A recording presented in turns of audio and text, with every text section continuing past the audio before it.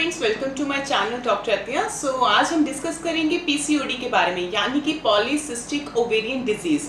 और देखिए, polycystic ovarian disease के बारे में मोस्टली अगर हम बात करें तो ये यंग पेशेंट्स में ज़्यादा पाया जाता है और 15 टू 30 ईयर्स की एज में ही ये पीसीओडी की प्रॉब्लम्स आती है।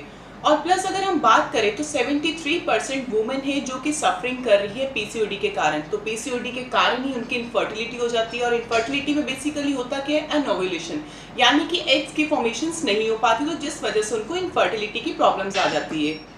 और ये बेसिकली एंडोक्राइन डिसऑर्डर्स के कारण ही प्रॉब्लम आती है। और पॉलीसिस्टिक ओवेरियन डिजीज में होता क्या है कि इस कंडीशंस पे जो ओवरीज होती है उसमें छोटे छोटे सिस्ट बनने शुरू हो जाते हैं। और ओवरीज की अगर हम बात करें तो बेसिकली ये ऑर्गन जो होता है वो फीमेल्स में ही पाया जाता है, मेल्स में ये चीज़ नहीं होती।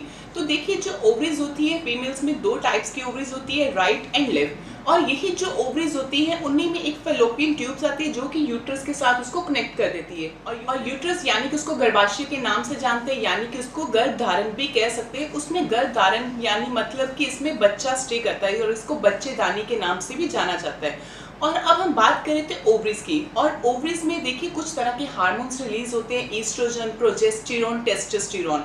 टेस्टोस्टेरोन जो बेसिकली हार्मोन होता है वो मेल्स में हार्मोन होता है और ये फीमेल्स में बहुत ही कम क्वांटिटी में रिलीज होता है, बट रिलीज होता है बहुत कम में। ईस्ट्रोजन, प्रोजेस्टेरोन हार्मोन इस चीज़ को बैलेंस करता है। और हमारी बॉडी में जितने भी हार्मोन्स होते हैं उन सबका ही एक सेंटर पॉइंट होता है, कहाँ से रिलीज होते हैं, ब्रेन से। और ब्रेन में पिट्यूटरी ग्लैंड्स होते हैं जो कि बॉडी के ओवरऑल हार्मोन्स को रिलीज करते हैं। और उन्हीं हार्मोन्स में एक आ जाता है एफएसएच, यानी कि follicle stimulating hormone. Number second LH, यानी कि ल्यूटिनाइजिंग हार्मोन। और तीसरा आ जाता है जीएनआरएच, यानी कि गोनाडोट्रोपिन रिलीजिंग हार्मोन। तो ये जो तीन हार्मोन्स हैं इन सब के बारे में मैं आपको बताऊंगी कि इन तीनों हार्मोन्स के इम्बैलेंस यानी कि इरेगुलर होने के कारण पीसीओडी की प्रॉब्लम कैसे होती है।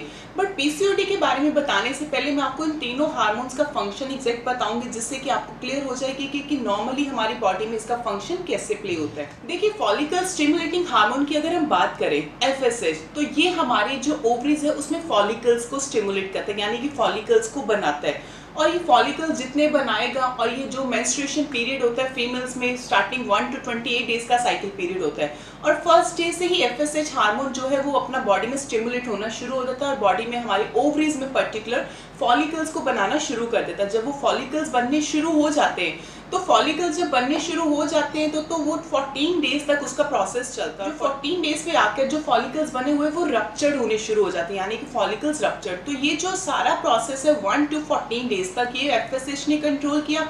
और 14 डेज पे जो फॉलिकल्स रप्चर हुए तो रप्चर होने का प्रोसेस कौन करता है, एलएच, यानी कि ल्यूटिनाइजिंग हार्मोन। और उस टाइम पे एलएच सर्च में चला जाता है, यानी कि हायर क्वांटिटी, यानी कि हायर स्टेज में पहुंच जाता है। तो जिससे कि जो फॉलिकल्स है वो रप्चर्ड होना शुरू हो जाता है। जब रप्चर्ड होता है तो वो फैलोपियन ट्यूब्स में एग्स को भेजना शुरू कर देता है, यानी कि जब फॉलिकल्स रप्चर्ड हुए एग्स बनने शुरू हो जाते हैं और वही एग्स फैलोपियन ट्यूब्स से बनते बनते यूट्रस तक आ जाते हैं। जब वो यूट्रस में आ जाते हैं तो बीस की हम लोग जो 14 डेज बोलते हैं कि मिड साइकिल पीरियड जो होता है कि जिस दिन कंसीविंग होने के चांसेस होते हैं, तो उन दिन अगर ये फर्टिलाइजेशन एग्स के साथ होती है तो उस टाइम पे बच्चा होने के चांसेस 99.9% होते हैं।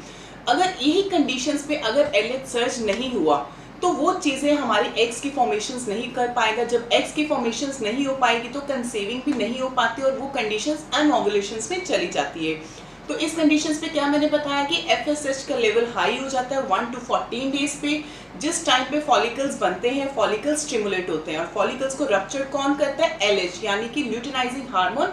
और 14 डेज पे एलएच सर्ज होना शुरू हो जाता है। और तीसरा जो हार्मोन था जीएनआरएच, गोनाडोट्रोपिन रिलीजिंग हार्मोन, और वो कुछ क्वांटिटी में टेस्टोस्टेरोन हार्मोन्स भी रिलीज करते हैं जितना कि उसकी बॉडी में नॉर्मली उसका फंक्शंस होता है। अब हम बात करेंगे पीसीओडी के बारे में। ये था हमारे तीनों हार्मोन्स का नॉर्मल कंडीशंस पे बॉडी में स्टिमुलेशंस होना। अब पीसीओडी की कंडीशंस में क्या होता है, पीसीओडी की कंडीशंस में क्या होता है कि जो एफएसएच है यानी कि फॉलिकल स्टिमुलेटिंग हार्मोन्स अपना 1 टू 14 डेज पे अपना प्रॉपर वो फॉलिकल्स बनाएगा। और लेट बी सपोज ये हमारी ओवरीज है। अब ओवरीज के ऊपर क्या कि फॉलिकल्स बनने शुरू हो गए। अब मल्टीपल पीसीओडी में क्या होता है कि जो फॉलिकल्स बन रहे हैं तो वो साइज में बड़े होने शुरू हो जाएंगे और मल्टीपल्स फॉलिकल्स होने शुरू हो जाएंगे और वही मल्टीपल फॉलिकल्स सिस्ट में फॉर्मेशंस हो जाती है।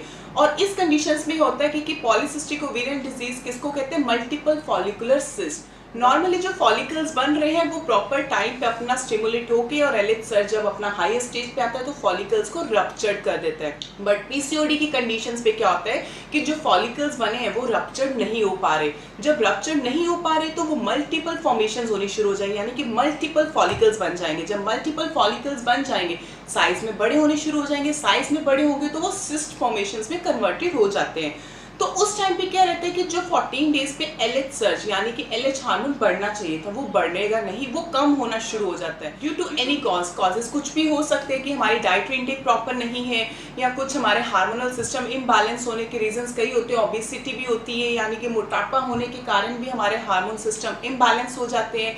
और भी थायराइड की कंडीशंस हो सकती है, डायबिटिक के कारण प्रॉब्लम आ सकती है, तो जो कि हमारी बॉडी में हार्मोन्स को इरेगुलर कर देता है। तो हम बात कर रहे थे कि एलएच जो हार्मोन्स है वो काफी कम होना शुरू हो जाता है। तो कम होगा तो फॉलिकल्स रप्चर नहीं होंगे। जब फॉलिकल्स रप्चर नहीं होंगे तो जो ओवरीज में एग्स भी बनेंगे वो एग्स भी फॉर्मेशंस नहीं कर पाती, यानी कि एग्स भी नहीं बन पाते। तो जब एग्स भी नहीं बन पाएंगे तो वही हमारी एनओवुलेशन उसको टर्म बोला जाता है, यानी कि इनफर्टिलिटी। तो उस टाइम पे पेशेंट को 5 की कंडीशंस भी हो जाती है कि बच्चा ना होने के चांसेस। तो ये सारी कंडीशंस है कि उस टाइम पे मेंस्ट्रुएशन भी डिस्टर्बेंस होना शुरू होता है कि पीरियड्स आते ही नहीं है। क्यों? जब फॉलिकल स्ट्रक्चर नहीं होंगे, एग्स की फॉर्मेशंस नहीं होगी, यूट्रस तक नहीं आएगा तो वो पीरियड्स का फॉर्मेशंस नहीं आता। तो जनरली जो मैंने आपको बताया था कि एलएच सर्ज होने के बाद 14 डेज पे अपना एग्स रप्चर्ड हो जाता है। एग रप्चर्ड होने के बाद वापस अगला नेक्स्ट प्रोसेस स्टार्ट हो जाता है जिससे कि 5 डेज की मेंस्ट्रुएशन स्टार्ट हो जाती है। और इस कंडीशंस पे क्या होता है कि जब ये पेशेंट्स के सारे सिम्टम्स अपीयर होने शुरू हो जाते हैं, पीरियड्स नहीं आते हैं, एनओवुलेशन स्टार्ट हो जाती है, तो उसमें कुछ चेंजेस सिम्टम्स आने शुरू हो जाते हैं, यानी कि वॉइस चेंजेस, हिरोजिटिज्म जिसको बोलते हैं कि उसकी आवाज़ काफ़ी ज़्यादा हैवी होनी शुरू हो जाती है। नंबर 2 हेयर फॉल, बालों का झड़ना शुरू हो जाता है। नंबर 3 एक्ने वल्गैरिस, स्किन पे काफ़ी तरह के पिंपल्स निकलने शुरू हो जाते हैं। और ओबेसिटी, मोटापा भी आना शुरू हो जाता है। और यहाँ तक कि उस कंडीशंस में पेशेंट को स्वेटिंग भी बहुत होनी शुरू हो जाती है और कुछ बॉडी के चेंजेस आने शुरू हो जाते हैं क्योंकि उस फीमेल में मस्कुलर चेंजेस आने शुरू हो जाते हैं, यानी कि उसका जो बॉडी का स्ट्रक्चर है वो मेल जैसा होना शुरू हो जाएगा। क्योंकि उसमें जो जीएनआरएच है, जीएनआरएच जब हाईएस्ट स्टेज पे पहुंच जाएगा तो टेस्टोस्टेरोन हार्मोन को भी बढ़ाएगा। तो मैंने आपको बताया था कि टेस्टोस्टेरोन हार्मोन बेसिकली मेल्स में पाया जाता है, फीमेल्स में बहुत कम क्वांटिटी में। बट पीसीओडी की कंडीशंस पे टेस्टोस्टेरोन हार्मोन का लेवल भी हाईएस्ट स्टेज में पहुंचना शुरू हो जाता है। तो उस कंडीशंस में फीमेल्स में फेस पे बाल आने शुरू हो जाते हैं और आपने ऑब्जर्व किया होगा कि उनके चिन एरिया में या ये चीक्स एरिया में काफी सारे हेयर्स आने शुरू हो जाते हैं कि जो कि टेस्टोस्टेरोन के बढ़ने के कारण ये प्रॉब्लम आती है। और उस टाइम पे कंडीशंस में क्या होता है कि इंसुलिन की रेजिस्टेंस भी होनी शुरू हो जाती है, यानी कि इंसुलिन का लेवल भी बढ़ना शुरू होता है, जिसे हम हाइपर इंसुलिनीमिया बोलते हैं। और उस कंडीशंस में पेशेंट का शुगर लेवल भी बढ़ सकता है, थायराइड भी बढ़ सकता है, लिपिड प्रोफाइल में चेंजेस आ सकते हैं। तो ओवरऑल बॉडी में काफ़ी सारा बदलाव आना शुरू हो जाता है जो कि आपको डायग्नोस्ट करने में भी काफ़ी इजी हो जाएगा। तो अभी ये हमारी कंडीशंस थी कि अगर हमारे पास पीसीओडी का पेशेंट्स आता है तो हमें उसे डायग्नोस्ट कैसे करना है। तो हमें अभी पहले बताया कि पीसीओडी के सिम्टम्स क्या थे, कॉजेज क्या थे, कि कौन से हार्मोन्स के बढ़ने के कारण या कौन से हार्मोन्स के कम होने के कारण हमारी बॉडी में पीसीओडी की प्रॉब्लम आती है। तो पीसीओडी में बेसिकली डायग्नोज करने के लिए सबसे पहले हमें पेशेंट्स के क्लिनिकल फीचर्स देखने पड़ेंगे। Clinical features in the sense कि अगर हमारे पास पेशेंट्स आ रहा है, उसका मेंस्ट्रुएशन हिस्ट्री कैसी है, उसकी अनओवुलेशन कैसी है, उसको इनफर्टिलिटी की प्रॉब्लम तो नहीं है, और भी कई ऐसे केसेस हैं जो कि हम क्लिनिकल में उसको फीचर्स कर सकते हैं। और प्लस इस चीज़ में हमें अल्ट्रासोनोग्राफी से भी हम उसका कंफर्म कर सकते हैं कि is it polycystic ovarian disease और नॉट। उसमें क्या है कि पॉलीसिस्टिक ओवेरियन डिजीज को हम पैल्पेट नहीं कर सकते एब्डोमेन के ऊपर, इसको हमें सोनोग्राफी से ही क्लियर होता है। और सोनोग्राफी भी 2 टाइप्स की होती है, फॉर एब्डोमेन से सोनोग्राफी होती है और एक वजाइनली सोनोग्राफी होती है।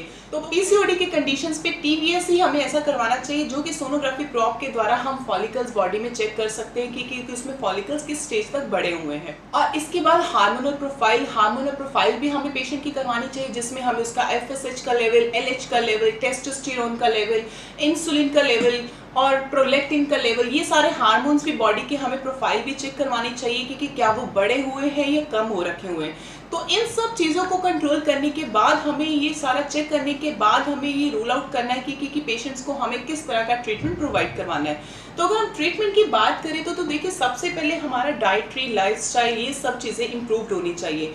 अगर पेशेंट ओवरवेट है तो उसका अपना मोटापा कम करना चाहिए, उसको डाइट में कुछ ऐसे इंटेक चीज़ें लेनी चाहिए, ग्रीन लीफी वेजिटेबल्स लेनी चाहिए, सैलेड्स वगैरह हो गए या डेयरी प्रोडक्ट्स बहुत कम कर देने चाहिए, वाटर की इंटेक बढ़ा देनी चाहिए, सैलेड्स वगैरह ये सब चीज़ें जो मैं बता रही हूँ, और स्पाइसी फूड्स बहुत कम लेना चाहिए जिससे कि उसका मोटापा थोड़ा सा कंट्रोल हो सके।